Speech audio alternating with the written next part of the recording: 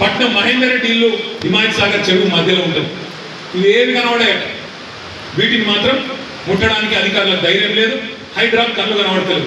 కానీ గరీబోడైతే పేదవాడైతే పర్మిషన్లు ఉన్నా, ఫీజులు కట్టించుకుంటున్నా, రిజిస్ట్రేషన్లు ఉన్నా, ట్యాక్సులు కట్టించుకుంటున్నా, నీ ఇష్టం వచ్చినట్టు ఇవాళ కూలగొడతానంటే పేద ప్రజలు వదిలిపెట్టారు. రేవంత్ రెడ్డి గారు నిన్ను, నీ రాహుల్ గాంధీని తప్పకుండా సందర్భం వచ్చినప్పుడు కుర్చీ మడత పెట్టి ఇలా కుర్చీలో కూర్చున్నాడు ఎగురుతున్నావు. అదే కుర్చీని మడత పెట్టి నేను తరిమి కొట్టే రోజులు కూడా దగ్గరలో ఉన్నాయని చెప్పి నేను హెచ్చరిస్తా ఉన్నాను. ఇది మంచిది కాదు పద్ధతి, ఇది మంచిది కాదు. ఏనాడు కూడా ఏ ప్రభుత్వం కూడా పేదవాడి కంటిలో కన్నీరు చూసిన ఏ ప్రభుత్వం కూడా నిలవలేదు. ఇది మంచి పద్ధతి అయితే కాదు. ఇంకొక మాట కూడా నేను అడుగుతాను రేవంత్ రెడ్డి గారికి, అసలు నేను ఎందుకు గెలిపించాను? ప్రజలు ఎందుకు గెలిపించినారు? నేను ఏ బేసిస్లో గెలిపించారు? ఏ ప్రాతిపదికన గెలిపించినారు?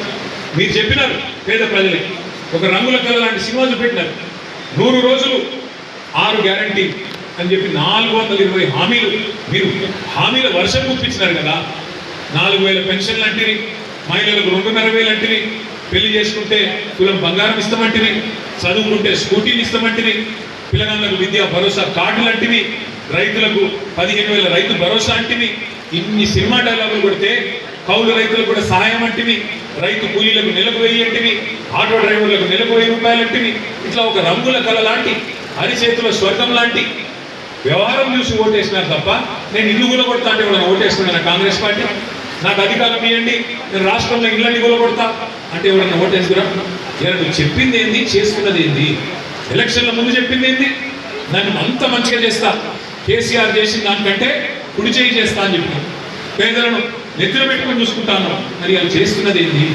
హైదరాబాద్లో 1,50,000 ఇళ్లకు ఇవాళ మూసి చుట్టూ భయంగా బతుకుతా ఉన్నారు వాళ్ళు. ఎప్పుడు వస్తుందో ప్రభుత్వం, ఎప్పుడు బుల్డోజర్లు వస్తాయో, ఎప్పుడు కూలగొడతారో అన్నట్టుగా వాళ్ళు భయంతో బిక్కుమని ఇలా చూస్తూ ఉన్న పరిస్థితి. అందుకే అది చూపెట్టడానికే బుల్డోజర్ రాజ్ ఎట్లుంటుంది ఇవాళ రేవంత్ రెడ్డి రూపంలో, డెవలప్మెంట్ బీఆర్ఎస్ డెవలప్మెంట్ మోడల్ ఎట్లుంటుంది ఇదే మూసీలో చూపెట్టడానికే మా సోదరులు సుధీర్ రెడ్డి గారి ఆహ్వానం మేరకు మేమందరం కూడా ఇవాళ మీ అందరి దగ్గరికి ఇక్కడికి వచ్చినాం. మేము హైదరాబాద్లో ఉండే పేదలందరూ కూడా విజ్ఞప్తి చేస్తా ఉన్నాం. ఎవరెవరైతే మూసీ బాధితులు ఉన్నారో, ఎవరెవరైతే మూసీ పరివాహక ప్రాంతంలో ఈ ప్రభుత్వం చేతిలో విలవిల్లాడిపోతున్నారో వాళ్ళందరినీ కూడా మేము రిక్వెస్ట్ చేస్తా ఉన్నాం. అసెంబ్లీ సమావేశాలు 16వ తారీఖు నుంచి ప్రారంభం కాబోతా ఉన్నాయి. మేము ఖచ్చితంగా ప్రభుత్వాన్ని అడుగుతాం, శాసనసభలో శాసన మండలిలో అడుగుతాం, అవసరమైతే రాజ్యసభలో కూడా అక్కడ కాంగ్రెస్ పార్టీ నిలదీస్తాం, వదిలిపెట్టాం. కానీ ప్రజలు ఎవరైతే ఇక్కడ బిక్కుమంటున్నారో వాళ్ళందరూ కూడా రావాలి, వచ్చి చూడాలి. డెవలప్మెంట్ అనేది విధ్వంసం చేయకుండా, కూలగొట్టకుండా, ఇల్లు కూలగొట్టకుండా చేయవచ్చు అని చూపెట్టింది బీఆర్ఎస్ ప్రభుత్వం. మేము రేవంత్ రెడ్డి గారిని కూడా అదే కోరుతున్నాం. మీరు చేయండి, మంచి పని చేయండి, మేము వద్దంటలేము. మూసీ సుందరీకరణ చేయండి, వద్దంటలేము. కానీ ఒక్క ఇల్లు కూలగొట్టకుండా చేయండి, ఒక్క ఇల్లు ముట్టకుండా చేయండి. ఎందుకంటే మేము చేసి చూపెట్టాం, మీరు కూడా అదే పద్ధతిలో చేయొచ్చు. మీరేమో మూసీ బ్యూటీ అర్ధరాత్రి దొంగల్లాగా దాడి చేసి 2,500 మంది పోలీసులను పెట్టుకొని ఏదో శత్రు దేశం మీద దాడికి పోయినట్టు, శత్రు దేశం మీద యుద్ధానికి పోయినట్టు మీరు పోయి 1000 మంది ఇల్లు కూల్చేస్తే దాన్ని ఏమనాలి రాహుల్ గాంధీ గారు? బుల్డోజర్ రాజ్యం కాదా? మహబూబ్ నగర్ పట్టణంలో దివ్యాంగులు, వికలాంగులు, కాళ్ళు చేయులు చక్కగా లేనోళ్ళు, కళ్ళు కనబడనోళ్ళు, చెవులు వినబడనోళ్ళు ఒక 150 మంది ఇల్లు కట్టుకున్నారు ఒక కాలనీలో. గవర్నమెంట్ స్థలమే కావచ్చు, కట్టుకుంటే నీ బుల్డోజర్లు పోయి వాళ్ళ పాపం కాళ్ళు చేయాలి చక్కగా లేని వాళ్ళని కూడా చూడలే, గుడ్డోళ్ళని చూడలే, చెవిటోళ్ళని చూడలే, వాళ్ళని కూడా బజార్లకు గుంజి, వాళ్ళని కూడా మెడలు బట్టి బయట నూకేసి వాళ్ళ ఇల్లు కూడా గులగొట్టు. ఇక హైడ్రా పేరు మీద హైదరాబాద్లో చేస్తున్న అరాచకాలకైతే అంతే లేదు. ఏందయ్యా ఇది అని అడిగితే ఇవి బఫర్ జోన్, ఇది FTL మాట్లాడతారు. వాళ్ళు అడుగుతున్నారు, ఇవాళ ఎవరెవరైతే బాధితులు ఉన్నారో వాళ్ళు అడుగుతున్నారు, అయ్యా పర్మిషన్లు ఇచ్చింది మీరు, రిజిస్ట్రేషన్ చేసింది మీరు, పర్మిషన్లు ఇచ్చింది మీరు, ట్యాక్సులు కట్టించుకుంటున్నది మీరు, కరెంటు బిల్లులు కట్టించుకుంటున్నది మీరు. మరి అట్లాంటప్పుడు ఇవి అక్రమం ఎట్లయితే సక్రమమే కదా అంటే సమాధానం చెప్పేవాడు లేడు. ఏమనంటే కేసీఆర్ కట్టించిన డబుల్ బెడ్రూమ్ ఇళ్ళ కొని అవి ఖాళీ ఉన్నాయి, మేము మిమ్మల్ని మెడల్ బట్టి అలా నూపుతామని చెప్పి బెదిరించుడు తప్ప ఇంతవరకు సమాధానం రావట్లేదు. రేవంత్ రెడ్డి గారిని రాష్ట్రంలోని పేదల తరపున, రాష్ట్రంలోని మీరు ఎవరెవరు ఇళ్ళైతే గులగొడుతున్నారో వారందరి తరపున నేను ఒకటి అడుగుతా ఉన్నాను. రేవంత్ రెడ్డి గారు నీకు చిత్తశుద్ధి ఉంటే సమాధానం చెప్పు. నీ ఇల్లు స్వయంగా ముఖ్యమంత్రి రేవంత్ రెడ్డి ఇల్లు కొడంగల్లో మీరు కోస్గిలో ఇల్లు కట్టుకున్నారు. కోస్గిలో మీరు కట్టిన ఇల్లు రెడ్డికుంటలో ఉన్నది, తాలాబ్లో ఉన్నది, అది కూడా చెరువులో ఉంది. వాస్తవమా కాదా చెప్తావా ముందుకొచ్చి నేను రేవంత్ రెడ్డిని సూటిగా అడుగుతాను. నీ ఇల్లు స్వయంగా ఇలా రెడ్డికుంటలో కోస్గిలో ఉన్న మాట వాస్తవమా కాదా రేవంత్ రెడ్డి గారు? మీరు సమాధానం చెప్పండి. ముఖ్యమంత్రి గారి సోదరుడు అనుముల తిరుపతి రెడ్డి, ఆయన ఇల్లు దుర్గం చెరువు FTLలో ఉంటుంది. కానీ ముఖ్యమంత్రి గారి ఇల్లు మాత్రం ఎవడు ముట్టడు, హైడ్రా రాదు, ఇంకొకటి రాడు, ఎవడు రాడు, ఏ అధికారి రాడు, అంత ధైర్యం వాళ్ళకి లేదు. అట్లాగే మంత్రులు పొంగులేటి శ్రీనివాసరెడ్డి ఇల్లు బఫర్లో ఉంటుంది, మంత్రులు డాక్టర్ వివేక్ ఇల్లు బఫర్లో ఉంటుంది. ఏ విధంగా అయితే అభివృద్ధి చెందుతుందో అదే విధంగా ఈ సివేజ్ వాటర్ కూడా మూసీలో కలవడం కూడా ఎక్కువైపోయింది.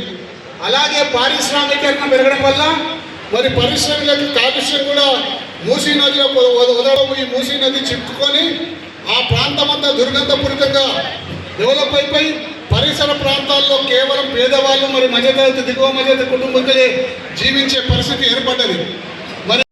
కాదు లూటిఫికేషన్ 1,50,000 కోట్లలో మీరు 1,000 కోట్లు కమిషన్ల రూపంలో దండుకొని మీ కుర్చీని కాపాడుకునే ప్రయత్నం చేస్తున్నారు అనే భావనతో ఈ రాష్ట్ర ప్రజలు ఉన్నారు. అందుకే దయచేసి నేను కోరుతా ఉన్నా ప్రభుత్వాన్ని, ముందు మీరు ప్రజలకు ఇచ్చిన హామీలు నెరవేర్చండి. మహిళలకు చెప్పినారు మీరు 2,500 ఇస్తామన్నారు, బడ్జెట్లో డబ్బులు పెట్టండి. మీరు చెప్పారు పెద్ద మనుషులకు 4,000 పెన్షన్ ఇస్తాం 3 రోజుల్లోని, డబ్బులు పెట్టండి. ఈరోజు మార్చ్ 6వ తారీఖు 5వ తారీఖు ఈ రోజు వరకు రైతు బంధు పడలేదు. కేసీఆర్ గారు ఉన్న డిసెంబర్లో రైతు బంధు పడేది, ఇవాళ ఇప్పటి వరకు మరి రైతు బంధు పడ్డ పరిస్థితి లేదు. అది ప్రతిపక్షంలో ఉన్నప్పుడేమో ఇదే రేవంత్ రెడ్డి గారు ఆ రోజు ఎన్ని మాటలు చెప్పినారు ఒకసారి గుర్తు తెచ్చుకోండి.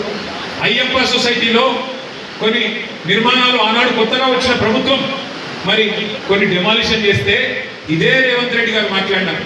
తెలుసో తెలియకనో పేదలు కట్టుకుంటే రెగ్యులరైజ్ చేయాలి కదా, ప్రభుత్వం అన్నాక పేదల పట్ల కనికరం ఉండాలి కదా, అక్రమమైన సక్రమమైన అందులో ఏమైనా తప్పులుంటే సరి చేయాలి కదా అని శుద్ధులు చెప్పింది ఇదే రేవంత్ రెడ్డి గారు. అక్రమ నిర్మాణాలు కూడా సక్రమంగా రెగ్యులరైజ్ చేయాలి కదా, క్రిమినల్ వేస్ట్ కదా, అందులో సిమెంట్ ఉంటుంది, ఇటుకలు ఉంటాయి, స్టీల్ ఉంటుంది, అంత వేస్ట్ అవుతుంది కదా అని మాట్లాడింది ఇదే రేవంత్ రెడ్డి గారు. మరి ఈరోజు ఆయననే ఇష్టం వచ్చినట్టు వేలాది ఇల్లు ఈ రాష్ట్రంలో కూలగొడుతుంటే బీఆర్ఎస్ పార్టీ మాత్రం చూస్తూ ఊరుకోదు. ఖచ్చితంగా ప్రతిఘటిస్తాం, పేదలకు అండగా నిలబడతాం. నువ్వు విధ్వంసం చేస్తానంటే చూస్తూ ఊరుకో. నీ 420 హామీలు అమలు చేసేదాకా, బడ్జెట్లో నువ్వు ఇచ్చిన 6 గ్యారంటీలు అమలు చేసేదాకా నేను వదిలిపెట్టాం.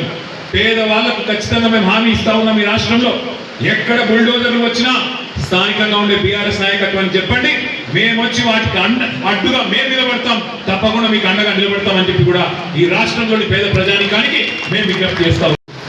గతంలో Musi river front development corporation చైర్మన్గా పనిచేసిన అన్న దేవిరెడ్డి సుధీర్ రెడ్డి గారు, గౌరవ మాజీ మంత్రివర్యులు పెద్దలు మహేశ్వరం శాసనసభ్యురాలు శ్రీమతి సబితా ఇంద్రారెడ్డి గారు, గౌరవనీయులు పెద్దలు మాజీ మంత్రివర్యులు మేడ్చల్ శాసనసభ్యులు శ్రీ చామకూర మల్లారెడ్డి గారు, గౌరవనీయులు పెద్దలు మాజీ మంత్రివర్యులు గౌరవ శ్రీ మొహమ్మద్ మహమూద్ అలీ గారు, గౌరవ అంబర్పేట శాసనసభ్యులు పెద్దలు శ్రీ కాలేరు వెంకటేష్ గారు, గౌరవ ఉప్పల్ శాసనసభ్యులు పెద్దలు శ్రీ బండారి లక్ష్మారెడ్డి గారు, మన ఆనాడు డిజైన్ చేసి మరి నిర్మాణం చేశారు. ఆ కాళేశ్వరం ప్రాజెక్టు నుంచి వచ్చిన గోదావరి నీళ్ళని మనం మూసీలోకి తీసుకొని రావాలా అని ప్లాన్ చేశాం. మనకు అత్యంత సమీపంలో ఉన్న రిజర్వాయర్ ఏంటి అంటే కాళేశ్వరంలో కొండపోచమ్మ సాగర్ రిజర్వాయర్, గజ్వేల్ నియోజకవర్గంలో కొండపోచమ్మ సాగర్ రిజర్వాయర్ ఉంది. ఒక ఐడియా కోసం చెప్తా ఉన్నాం మీకు. రెడ్డికి అప్పచెప్పు, మేము చేసి చూపెడతాం. నీకు అంత ఇబ్బంది ఉంటే నీకు శాత కాకపోతే మాకు అప్పచెప్పు, 2 ఏళ్లలో ఒక్క ఇల్లు కూలగొట్టకుండా చేసి చూపెట్టే బాధ్యత మాది, సవాల్గా స్వీకరిస్తాం. చేసి చూపెట్టి మళ్ళా హైదరాబాద్ ప్రజల చేతుల్లో పెడతామని చెప్పి కూడా తెలియజేస్తూ మరి వారు ఇంత పెద్ద ఎత్తున హాజరైన మా నాయకులకి